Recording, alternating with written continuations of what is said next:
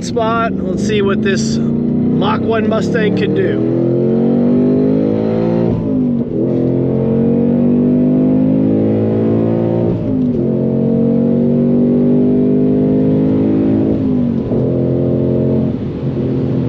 I mean, not bad, guys. Not bad at all. I think you're going to enjoy the heck out of this review.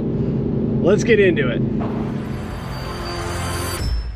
Welcome back, guys. My name is Adam. We're so excited today because we finally get back to our normally scheduled content. We got back from SEMA. I had COVID. I'm finally feeling okay today. Probably going to struggle a little bit through this review, but that's okay. Real quick, want to give a huge shout out to our title sponsor, Automotive Touch-Up Direct. If you guys know, you know. These are the real OEM grade paint. If you've got rock chips and issues, go over to automotivetouchup.com and support them because they support the channel so we can keep bringing you weekly content like this. We are talking about a Mustang Mach 1. Now, I'm a huge Mustang fan. In fact, I think one of my most favorite reviews in 2021 was the GT350R Heritage Edition. If you don't know, here's a link, go check it out. But this is their new version because they no longer make the Shelby Mustang. That had the 5.2 liter flat plane crank, and this has the 5.0 liter engine.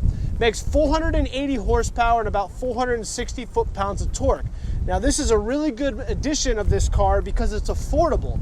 And the reason why I wanted to bring it on camera for you is you can find these for around $50,000, whereas the Shelbys are still in the 60 to 70, and in some cases $100,000 range, especially a Heritage Edition. So this is a really good buy, I think. And in this review, we're gonna talk with Michael.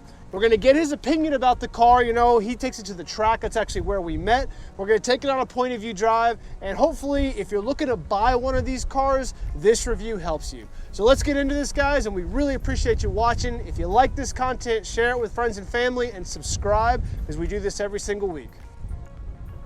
All right, Michael. So tell me, did you look at buying a used Mustang, like a Shelby model, or did you always just want to have the classic 1970 Mach 1, and this is the reason why you had to buy this, right? Yeah, I mean, I bought this basically because this was the car I can afford. I was looking for used cars, but at that time, you know, like last year, trying to find a used car, I looked at BMW, like M2s and Corvettes, but they still were at this price, and they had 50 to 80,000 miles on them. So it's just kind of, I like a new car, I like a new warranty. So have you had any problems with this car? I have not. The warranty? No. It's I mean it's been perfect. You know, I got it in March 1st of this year. Basically, when I was looking for it, I was looking for the non HP version of it, right. The handling pack version. So if you guys don't know, the handling pack is around $5,000, and it changes up the front splitter, it changes up the wheels, it changes up the rear wing. So it's kind of more GT500 package, if you want to think of it like that, even though this does have a lot of trickle down GT500 Yeah, components. it's probably more the 350R. You know, it's definitely more track focused. I kind of wish I had gotten it, but it was kind of like looking at my price range and also looking at cars that were available. Well, I mean, that was the thing. It's probably hard to get an allocation for that package. Right. This car is not even easy to get to this day, right? I mean, are they sitting on dealer lots? I don't know. They're starting to be more and more on dealer lots. Right. Basically, what I did is I just looked at 500-mile radius of us, right. And it's just like, okay, called them up. You know, do you have a markup? Yes. Okay. Bye. You know, and it's just, you know, actually found a place in Birmingham that you had to go to Birmingham. There was nobody in Nashville that would sell this at MSRP. Well, nobody had one in Nashville. That's so unfortunate. Like there was one out, like way out towards Memphis that had one.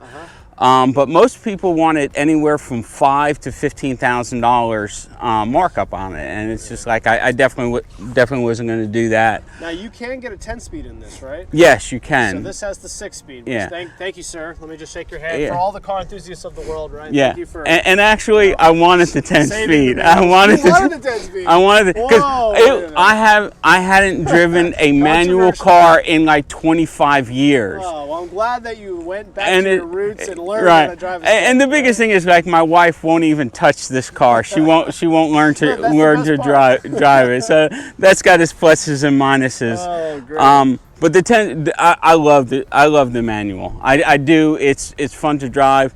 What's nice about it is I actually drive it slower, because the 10-speed, the only fun is gunning it on the freeway, whereas this, or the track, which you do right. your car. This is, you can, like, you can get fun just revving it high at, decent speeds. And what is this engine rev to, speaking of revving? So is it about 7? It's about 75. 7,500. Yeah. So you're not at the 9K GT250R rev line, but you do make a lot of power. I mean, 480 horsepower is a lot. And the difference between this engine and, like, the GT 350 is this one has more torque down low, whereas from what I understand, the 350 you really have to rev it out. It's like a Porsche, you got nothing on 4K. Yeah. So this, it basically brings it down closer, which I actually kind of like. Let's take a look at what this thing looks like. So is this essentially a factory looking? And that's the next thing I have to do is put hood struts. Yeah, everybody annoying, bitches about that, and rightfully so. It's like, come on, it's close to $60,000. Are these functional? Yeah. Okay, so these are functional. I really like what they've done here with the hood graphic. It says the Mach 1 gives you the Brembo brakes. Right. And I gotta say, I've driven the car once already, guys. I gotta say, the brakes in this thing are amazing. They're really, really good. I actually asked them if you had track pads on them, because they stick. I think it's a really good looking car. Yeah. I've always been a sucker for a Mustang. You got the big old 5.0 liter, 480 horsepower engine. You got the hood graphics and the side graphics. The wheels look nice. Would I have recommended you go for the performance package? Yes, absolutely. Yeah. I mean, it definitely does make a more menacing looking car. However, you probably could get a lot of those upgrades aftermarket for less money. Yeah, you end up spending probably $500 to $1,000 more. Even more. You heard it here first. So if you don't buy the packages and you want to go aftermarket for all of the additional things, the wing, the wheels, etc., you're going to have to pay an additional $500, maybe $1,000 over what Ford charges you. So be mindful of that. Like a GT or an EcoBoost. There's a couple of details. You got the Mach 1 here on the side sill. It is unusual that they didn't give you anything on the steering wheel. I saw that in a review. I mean, not even a... My biggest gripe is it doesn't have an upgraded steering wheel. Right, it's like, I mean, how, I guess, look, if you guys don't know, the Mach 1 for the Mustang lineup sits directly between the GT models and the Shelby models, right? So, in the 70s, I think they came out in, 69 with the original Mach 1. They made them look a little bit special. They never were the Shelby, 428 powered engines, right? But they still had a little bit more, I think, than the new versions. Now, if you get the 5K package, I do think they nailed it, though. With the wing and the way they've done all the additional, the wheels look great. But I gotta say, I think this is a really good-looking car. And again, it all comes down to dollars and cents. When you could pick this thing up for $45,000 or $50,000 this winter, this is still a lot of car for the money, right? You still have a 5.0 liter V8. You still have a 6-speed manual. You still get nice leather seats and a nice interior in this thing. So overall, I think it's a lot of value. Now, if you want to spend $75,000 and get the Shelby, or $100,000 to get the Shelby, hey, if you got the money, we both agree those are incredible products, okay? And you got to go there first. But again, for the money, this is a lot of car. So let's take this thing on a point of view drive so you can see how it sounds, how it performs, and then I think that'll also help you get a little more consciousness with the car. All right, guys, let's go for a point of view drive in the Mustang Mach 1. We're gonna go down some of my absolute favorite roads. It is about 50 degrees right now, so we're gonna take it a little gingerly to get these tires warmed up. Like, I'm talking to my wife, telling her about all this. She's like, just buy the stupid car. Just shut up and buy it. I gotta say, it's definitely got some power, and it just sounds incredible. I mean, there's a naturally aspirated 5-liter engine under that hood, I mean, and it too, right? Like, there's just no fake noises, there's no turbochargers, right? There's just good old American muscle. And I gotta say, guys, the Brembo brakes are really good. They really are. The car feels incredible. Car really feels good. Feels like I have total control, even on a cold day like today. Now this car does have Michelin Pilot Cup 4, or not Cup 2s. It has Sport Pilot 4. Sport 4S tires. So if you do get the upgraded handling package, that does come with Cup 2s. And add an extra bracket. So no drilling.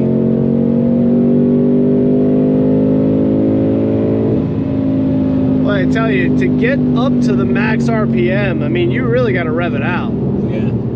That's something. I mean, you got to be in a pretty low gear. I mean, you know, it's geared pretty tall. I mean, that's 4th gear, and we're turning 4,500 RPMs, doing almost 80. Like when I was on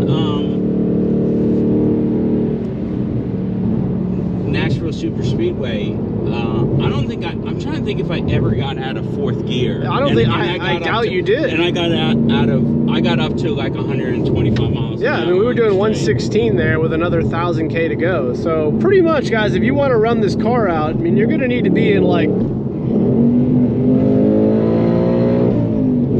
going to need to be in 2nd. And then you're good. But I mean, you know, don't get me wrong, you've got the torque that you could be in a higher gear, but in the end of the day, if you want to really exploit the power plant, you're going to have to just rev it out. And that's what you want. I mean, the whole point is to have, I mean, I'd rather have an engine that redlines at 7,500 that I got to run out than have an engine that revs at 6,000, because it's more shifting, it's harder to drive fast. You're just constantly going to have to, you know, road through the gears. This thing on the track, I mean, hell, you've got usable 2nd and 3rd gears for 90% of your turns. Yeah. Clutch, really, really great. I mean, it's got a good weight to it, but it's easy to manipulate, easy to shift. A lot of power. You know, it still feels like a V8. You know, it's just sounds amazing. Got great low-end torque. The steering, you know, the steering is not telepathic by any means, but it's got a good weight to it. You know, I wouldn't say it's as good as anything necessarily from, you know, the best of Porsches of the world, but overall it does feel really good. You have constant and consistent control and a nice weighting to it. I believe it's electric, so I could be wrong about that. It is. Yeah, so, you know, it is what it is. It's also reading 17.5 miles per gallon, so this is a gas-hungry V8. You're probably going to get at best 20 to 21 miles a gallon on the highway if you're babying it. But overall, you know, it's got rev match, which works really well. Obviously, one of the most important things on the track, if you're going to be pushing the car hard, is that feature right there. Still shocks me that the Lotus Emira I've got coming doesn't have rev match. It's pretty comfortable. Suspension definitely is not as beat you up as the 350R or the GT500 I reviewed. So one of the things I wanted to talk to you about real quick, guys, is it does have different modes. So you have my mode that you can set the car up the way you like it. What are some of the things you can change in my mode? Basically, you can change the exhaust, and then it just gives you a different throttle response, the main thing, and a stiffer suspension. Okay. The one problem that it has is you can't change the suspension besides the driving mode. Okay. So a lot of, like, if you wanted the firm track suspension in sport mode, you can't do it. Okay. You have to go to track, and that's where traction control is going to go off. So that's one thing. But for the exhaust, you can open it up and put it on whatever you want in any of the modes. Convertibles. I wasn't going to put a roll cage in it, so I just traded that for this. You know, it does feel heavy, guys. I will tell you, I'm now feeling the lack of aero that the 350R had, but still pretty easy to manipulate. It just begs you to go, you know, it's just got a great character to the engine. And because it's not $1,000 bajillion like a 600 LT or whatever, you know, you could actually, you know, push it a little bit and just enjoy it for what it is. And I think that's probably one of the best selling features of a car like this for me anyway.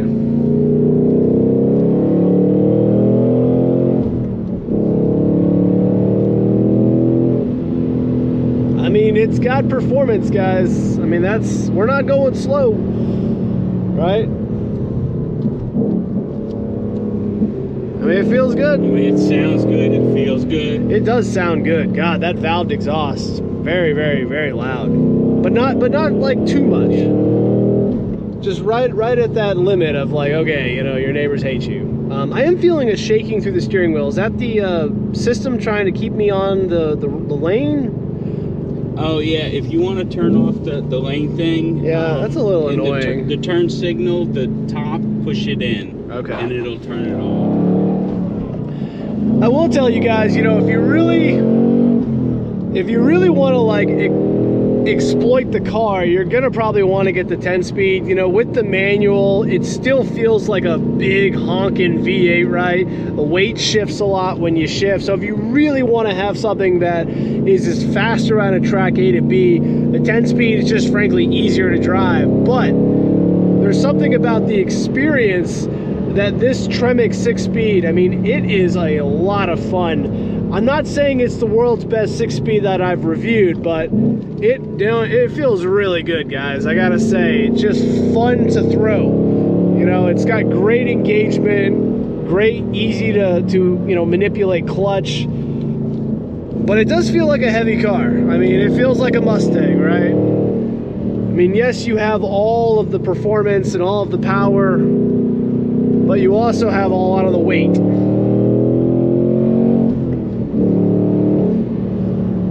But I gotta say, on a back road, on a cool day like today, still feels amazing. I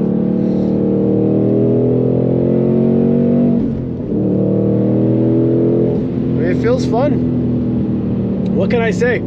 I hope that it comes through on camera, you know, the feeling of the V8 and just the overall performance. You know, even though it's not supercharged, even though it doesn't have the 9,000 red line, it's got it where it counts, that's for sure. Well guys, if you made it this far into the video, hope you enjoyed this review. I gotta say, it's an awesome car for the money. You know, you got a 480 horsepower V8, right, 5-liter engine. The Tremec 6-speed in this car is absolutely fantastic. It's great to shift. Hope you enjoyed the point of view drive. It's a lot of performance. It's a lot of capability. If you can't afford the extra GT500 components for the $5,000, you know, with the wheels and everything, I would go for it. But Michael, you know, honestly, it's still a ton of car for the money, man. So sincerely, thank you bringing it out, sir. We really appreciate it and sharing it Enjoyed with us. it. You know, it was so good to meet you at the track. I look forward to seeing you at the track, you know, with the harnesses that you got and everything. And guys, if you have any thoughts or questions, you know, leave them in the comments below. If you're interested in the content, subscribe. You know, we just surpassed 5,000 subs on YouTube. We can't do this content without your support, all right?